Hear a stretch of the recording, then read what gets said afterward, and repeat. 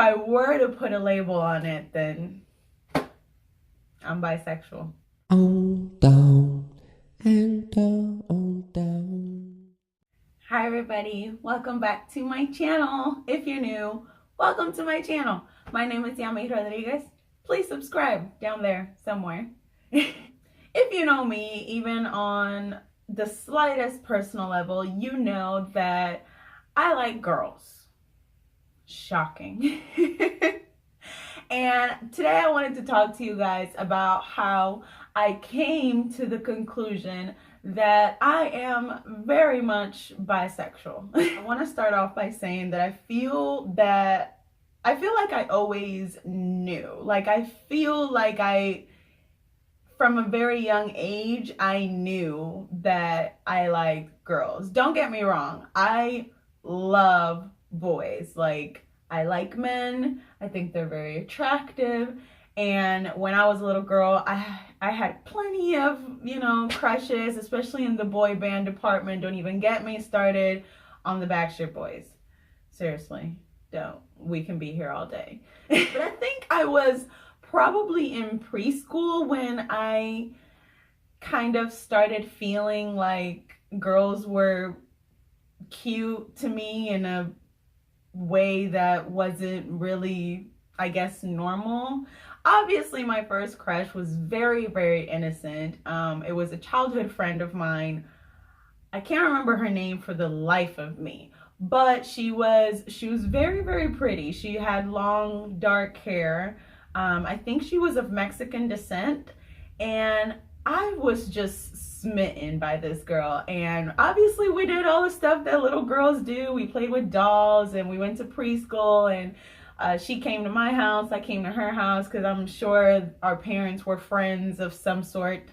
So I think she was probably my first crush in a way. And I never, obviously, I was young, I was really young, so obviously I never pursued anything, or even I didn't even know the word for this thing existed quite yet. I mean, it was just not something that was really talked about, and I don't know, I just felt like I liked her a lot, and I liked her company, and I just thought she was cute, and I always liked the way she dressed, and it was very, very innocent and childlike, the way it should be. There's a lot of moments that individually stand out for me. I think the first time I saw The Craft, which is a movie about witches. If you haven't seen it, you should.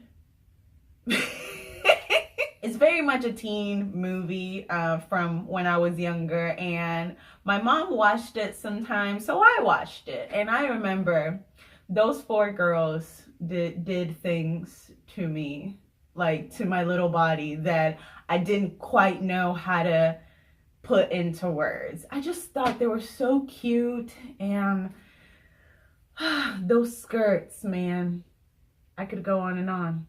Another crush that stands out to me from my younger years was probably Lola Bunny from Space Jam.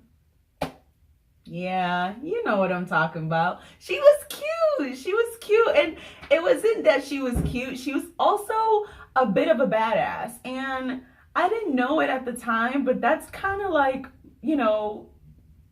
my dream girl in a way. Obviously, she's a cartoon, and if we get into fictional characters, I mean, I also like fictional characters that were boys. So yeah, throughout my preschool and elementary school and even middle school days, I had crushes that came and went. And even though my mom never flat out told me that, liking girls was, or liking people of the same sex was wrong, it was kind of something that was understood. I went to church a lot. I grew up Catholic, so I went to church probably twice a week when I was little, when I was younger. I did my first communion. I got baptized before I was old enough to consent to it.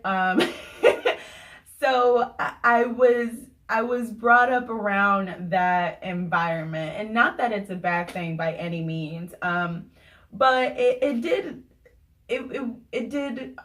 I did understand from an early age that these were urges that were quote unquote not okay and sinful and wrong, basically.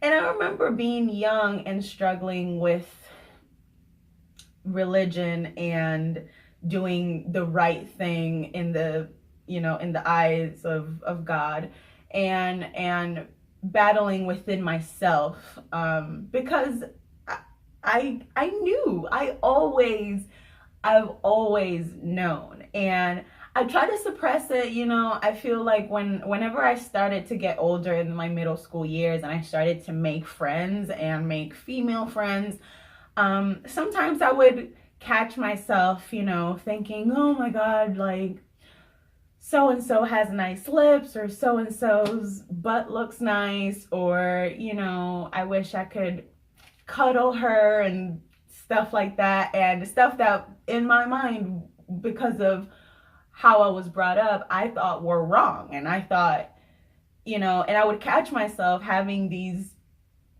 sinful thoughts, and I would just tell myself, like, no, snap out of it. You're not supposed to think this way. You're not supposed to, this is wrong. Like, Yami, you know better. Like, me telling I would have this conflict within myself. And this went on for years. And not that my childhood was bad by any means. I mean, it was pretty cut and dry for the most part. But it was something that internally I always struggled with. And it wasn't until I got to high school that I kind of started experimenting more with girls, with classmates, with girls that were straight according to them, or girls that hadn't come out yet, or, being flirtatious and a little too affectionate with some of my female friends. That didn't happen until later on in my high school years. Well, I never sat down and had that like coming out conversation that a lot of people have in the LGBTQ community.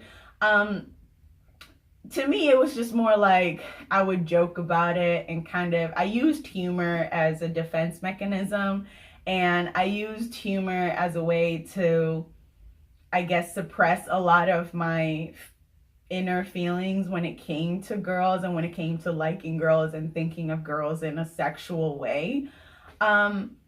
That's kind of how I cope with it. So I would joke around a lot about, liking girls, and sometimes when people would take me seriously, I would quickly like jump into like serious mode where like, no, like I've had, boyfriends, I've had guys that I've liked, I've kissed guys, I'm not a lesbian or whatever, because it was also never,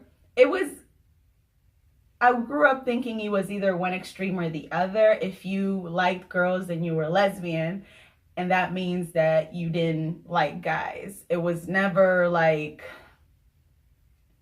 there was never a middle ground from what I understood growing up.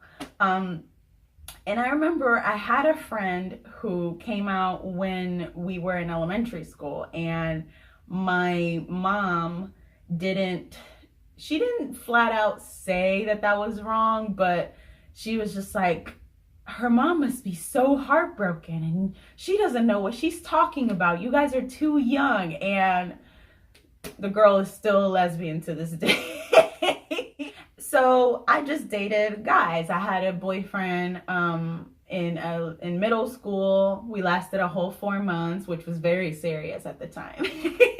I then had a boyfriend, a serious boyfriend, in high school, and we dated for a year and a half. I never told any guy that I liked, or any guy that I was talking to, or any of my childhood boyfriends that I thought about girls that way, that I liked girls, that I thought I liked girls. I never brought it up to anybody that I was like romantically involved with, because I just didn't know how they were gonna react. And I was honestly, genuinely, I was scared. I was scared that something was wrong with me. Like, why am I having these thoughts? Why am I thinking like this? Why can't I just be normal? Those are the things that I told myself that I struggled with.